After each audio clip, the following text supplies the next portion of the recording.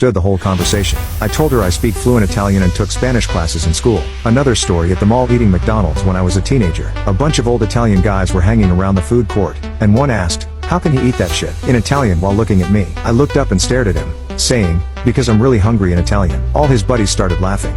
4. I was waiting in line with my sister to take a boat tour in California, and ahead of us was a group of 5 to 6 German-speaking people. The wait to board the boat was long, and they got to talking. At first, it was about how nice the weather was, and then it turned to how annoying Americans can be, especially fat, dumb, tourist Americans. They cracked a couple of jokes having to do with American stereotypes. While this was happening, the line started moving, and people started boarding the boat, but the group was too wrapped up in their own jokes to realize it. So I finally turned around to them and, in fluent German, asked if they were part of the tour and if they were getting on the boat. They stopped dead in their joking tracks and said yes. So I replied that they had better get a move on because the dumb